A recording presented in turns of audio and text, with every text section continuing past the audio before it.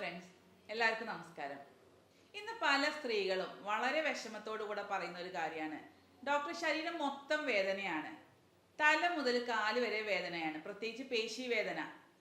നമ്മുടെ തലയുടെ ബാക്കില്, അതിൽ കൈമുട്ടില്, കാൽമുട്ടില്, ഊരക്ക് എന്നിങ്ങനെ ഒട്ടുമിക്ക പേശികളിലും വേദനയാണ്.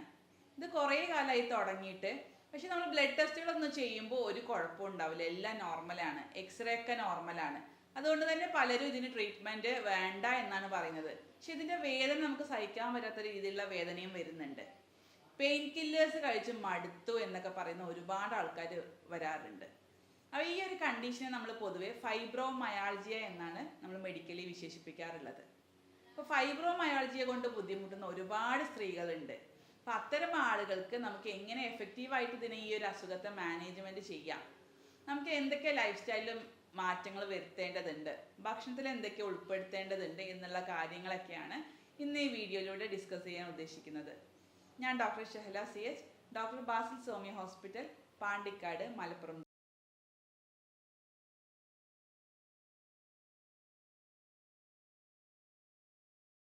എന്താണ് ഈ ഫൈബ്രോമയാൾജിയ? നമുക്കറിയാം, നമ്മുടെ ഫൈബർ എന്ന് പറയുമ്പോൾ നമ്മുടെ പേശികളിലുള്ള ഫൈബറിനെയാണ് ഇതിന് ഉദ്ദേശിക്കുന്നത്. ഓരോ പേശികളിലും കുറേ ഫൈബേഴ്സ് ഉണ്ട്. അപ്പോൾ ആ ഫൈബേഴ്സിലൊക്കെ വരുന്ന വേദനയാണ് നമുക്ക് ഫൈബ്രോമയാൾജിയ എന്ന് പറയുന്നത്. അപ്പോൾ ഒരു വേദനയുള്ള കണ്ടീഷനാണിത്. പക്ഷെ എന്തുകൊണ്ടാണ് ഇത്തരം വേദനകൾ നമുക്ക് പുറമേക്കൊന്നും കാണിക്കാത്തതെന്ന് നോക്കാം. പ്രത്യേകിച്ച് നമുക്കറിയാം, ബ്ലഡ് ടെസ്റ്റുകളൊക്കെ ഇതിൽ നോർമലായിരിക്കും. നമ്മൾ RA ഫാക്ട് ചെയ്താൽ നോർമലായിരിക്കും, യൂറിക് ആസിഡ് നോക്കിയാൽ നോർമലായിരിക്കും, നീർക്കെട്ടിൻ്റെ യാതൊരു ലക്ഷണങ്ങളും ബ്ലഡ് ടെസ്റ്റിലോ അല്ലെങ്കിൽ എക്സ്റേയിലോ കാണില്ല. പക്ഷെ ഇവർക്ക് വേദന കൂടുതലായിട്ട് അനുഭവപ്പെടുന്നുണ്ട്. അത് എന്തുകൊണ്ടായിരിക്കാം ഈ വേദന കൂടുതലായിട്ട് ഇവർക്ക് അനുഭവപ്പെടുന്നത്? ഈ ഒരു അസുഖം വരാനുള്ള പ്രധാന കാരണം നമ്മുടെ പെയിൻ പെർസെപ്ഷനിലുള്ള ചെറിയൊരു വ്യത്യാസങ്ങളാണ്. നമുക്കറിയാം, നമ്മൾ ആരെങ്കിലും ഒന്ന് ടച്ച് ചെയ്ത് കഴിഞ്ഞാൽ അല്ലെങ്കിൽ നുള്ളിക്കഴിഞ്ഞാൽ നമ്മുടെ ഇമ്പൾസ് ബ്രെയിനിലേക്ക് എത്തും. ആ ബ്രെയിനിലെത്തി നമ്മളത് പെർസീവ് ചെയ്യുമ്പോഴാണ് നമുക്കത് വേദനയായിട്ടോ അല്ലെങ്കിൽ ടച്ച് ആയിട്ടൊക്കെ നമുക്ക് തൊടുന്നതായിട്ടൊക്കെ അറിയുന്നത്. അപ്പോൾ ഇത്തരം ഫൈബ്രോമയാൾജിയ ഉള്ള ആളുകളിൽ ഈ ഒരു പെർസെപ്ഷൻ വളരെ സ്പീഡായിട്ട് നടക്കുന്നുണ്ട്, അല്ലെങ്കിൽ ഒരു മൾട്ടിപ്ലൈ ചെയ്തിട്ടാണ് ഇവർക്ക് പെർസീവ് ചെയ്യുന്നത്. നമ്മൾ ഈ മൈക്ക് സെറ്റിൻ്റെ ഒരു പ്രൊസീജിയറാണ് ഇവിടെ നടക്കുന്നത്. നമുക്കറിയാം, നമ്മൾ മൈക്കിൻ്റെ മുമ്പിൽ സംസാരിക്കുമ്പോൾ ചെറിയ രീതിയിലേ സംസാരിക്കുന്നുള്ളൂ, പക്ഷെ അത് വളരെ വലിയ സൗണ്ടിലാണ് പുറത്തേക്ക് ഓഡിയൻസിനെ കേൾക്കുന്നത്. അതുപോലെ തന്നെയാണ് ഇവർക്കും ചെറിയ രീതിയിൽ ഇവർക്ക് പെയിൻ താഴെയുള്ളെങ്കിലും അതിൻ്റെ പെർസെപ്ഷൻ ബ്രെയിനിൽ അവർക്ക് വളരെ മൾട്ടിപ്ലൈ ചെയ്ത് കിട്ടുന്നത് കൊണ്ട് തന്നെ നല്ല രീതിയിൽ ഇവർക്ക് വേദന അനുഭവപ്പെടാറുണ്ട്. പക്ഷെ ബാക്കി എല്ലാ ടെസ്റ്റുകളും നോർമലായിരിക്കും.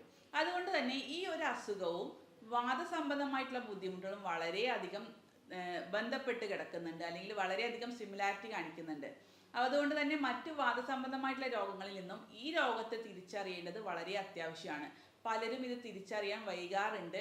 അതുകൊണ്ട് തന്നെ ഇതിൻ്റെ ട്രീറ്റ്മെൻറ്റിലും മാനേജ്മെൻറ്റിലും ക്യൂറിൻ്റെ കേസിലൊക്കെ വളരെയധികം ലേറ്റ് ആവാറുണ്ട്. അപ്പം അത്തരം ആളുകളിൽ ഏറ്റവും പ്രധാനം ആദ്യമായിട്ട് ഈ ഫൈബ്രോമയാൾജിയ എന്നുള്ളൊരു അസുഖത്തെ നേരത്തെ കണ്ടെത്തുക എന്നുള്ളതാണ്. അപ്പോൾ ഈ ഫൈബ്രോമയാൾജിയ നമുക്ക് എങ്ങനെ കണ്ടെത്താം എന്നുള്ളത് നോക്കാം. അതിൽ ആദ്യമായിട്ട് നമുക്ക് 18 പോയിന്റുകളാണ് നമ്മുടെ ശരീരത്തിൽ വേദനയുള്ള ഭാഗങ്ങൾ പറയുന്നത്. അതിൽ ഏറ്റവും പ്രധാനപ്പെട്ടത് തലയുടെ ബാക്കിൽ ഒരു 4 പോയിന്റ് പറയുന്നുണ്ട്. അതുപോലെ കഴുത്തിന് ചുറ്റും ഒരു 4 പോയിന്റ്, ഷോൾഡറിൻ്റെ ബാക്കിലായിട്ട് ഒരു 4 പോയിന്റ്, 2 കൈമുട്ടിൻ്റെ അവിടെയും ഓരോരോ പോയിന്റുകൾ, അതുപോലെ തന്നെ ഊരയുടെ ഭാഗത്ത് 4 പോയിന്റ്, കാൽമുട്ടിൻ്റെ സൈഡിൽ ഓരോ കാൽമുട്ടിലും ഓരോ പോയിന്റ് വീതം, ഇങ്ങനെ 18 പെയിൻ പോയിന്റുകൾ നമ്മുടെ ശരീരത്തിൽ പറയുന്നുണ്ട്. ഈ പോയിന്റുകളിലൊക്കെ ഡോക്ടർ നമ്മുടെ പ്രസ് ചെയ്ത് കഴിഞ്ഞാൽ അത്തരം ആളുകൾക്ക് നല്ല പെയിൻ അനുഭവപ്പെടാറുണ്ട്. പ്രത്യേകിച്ച് ഒരു 11 പോയിന്റിലെങ്കിലും വേദനയുള്ള ആളുകളാണെങ്കിൽ അവർക്ക് ഫൈബ്രോമയാൾജിയ ഉണ്ട് എന്ന് പറയാം. പ്രത്യേകിച്ച് ഒരു 3 മാസത്തിലേറെയായി ഈ വേദന തുടങ്ങിയിട്ടുണ്ട് എന്നും കൂടെ ആണെങ്കിൽ നമുക്ക് ഈ ഒരു കണ്ടീഷനെ ഫൈബ്രോമയാൾജിയ ആണെന്ന് ഉറപ്പിക്കാം. അപ്പോൾ ഈ ഫൈബ്രോമയാൾജിയ എന്ന് ഉറപ്പിച്ചു കഴിഞ്ഞാൽ അതിനനുസരിച്ച് നമുക്ക് അതിൻ്റെ ലൈഫ് സ്റ്റൈലിലും ട്രീറ്റ്മെൻറ്റിലൊക്കെ നമുക്ക് ഇതിന് പെട്ടെന്ന് അതിൻ്റെ ഒരു പോസിറ്റീവ് റിസൾട്ട് നമുക്ക് കിട്ടാറുണ്ട്. എന്തൊക്കെയാണ് ഈ ഫൈബ്രോമയാൾജിയ വരാനുള്ള കാരണം? അതിൽ ഏറ്റവും പ്രധാനപ്പെട്ടത് നമ്മുടെ സ്ട്രെസ്സ് തന്നെയാണ്.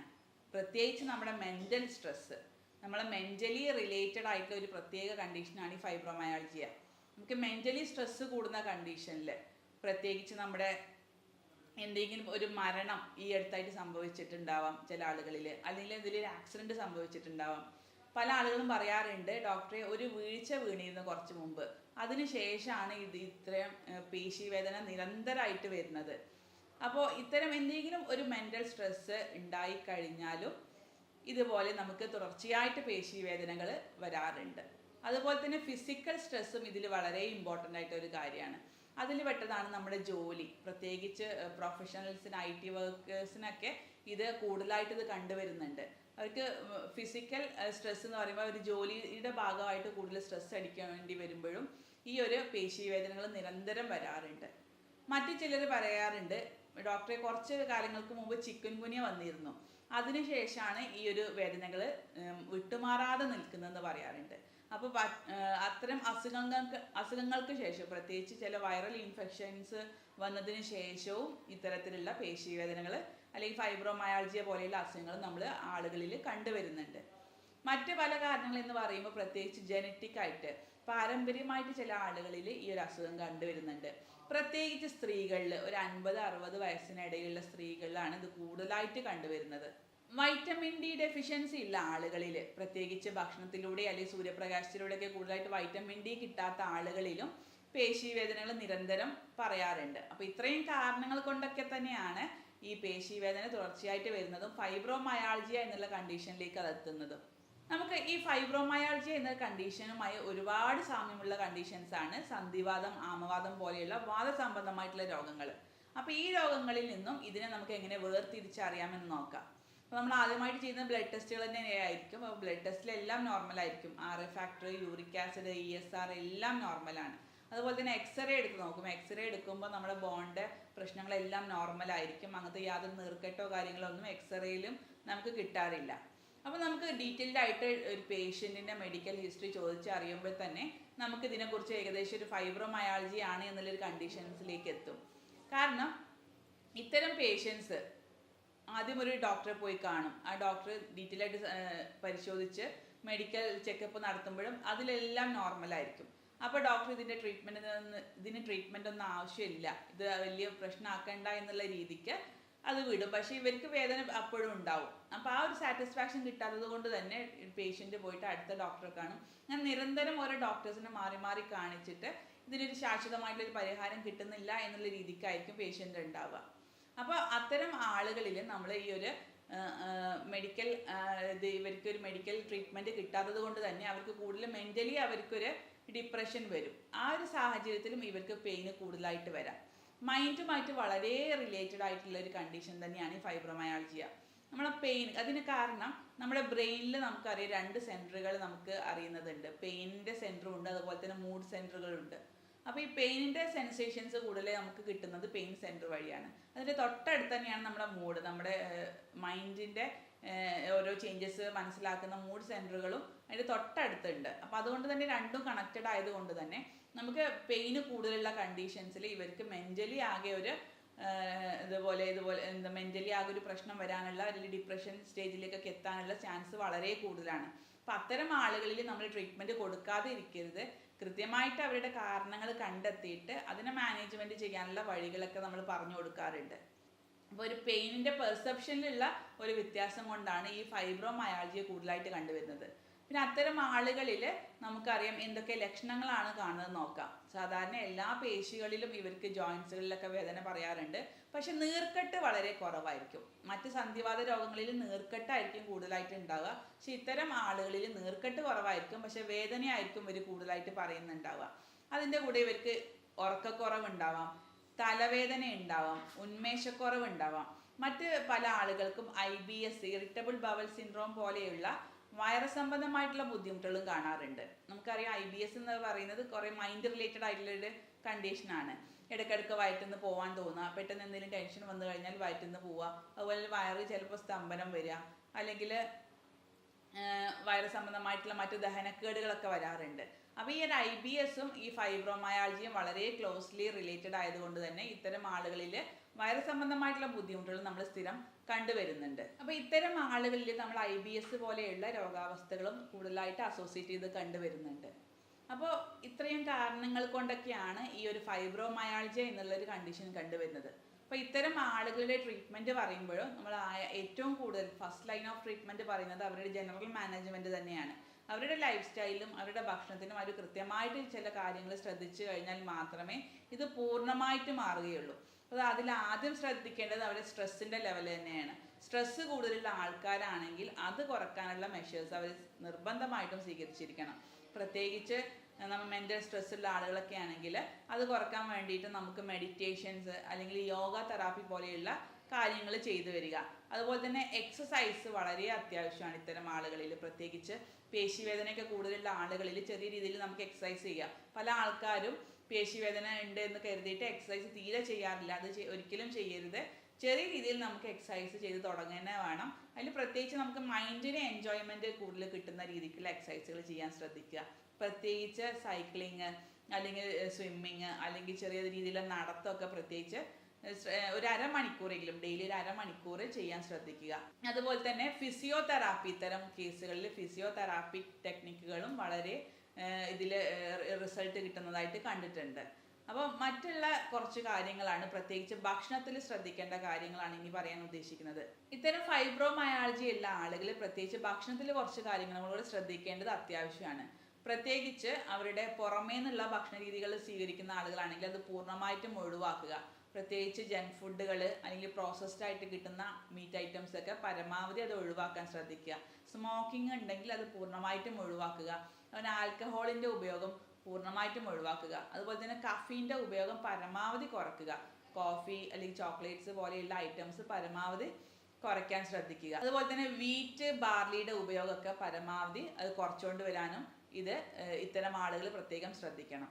പിന്നെ ഇവർ കൂടുതലായിട്ട് ഭക്ഷണത്തിൽ എന്തൊക്കെ ഉൾപ്പെടുത്തണം എന്ന് നോക്കാം. പ്രത്യേകിച്ച് ഇത്തരം ആളുകൾ കലോറീസ് കുറവുള്ള ഭക്ഷണ രീതിയാണ് ഫോളോ ചെയ്യേണ്ടത്.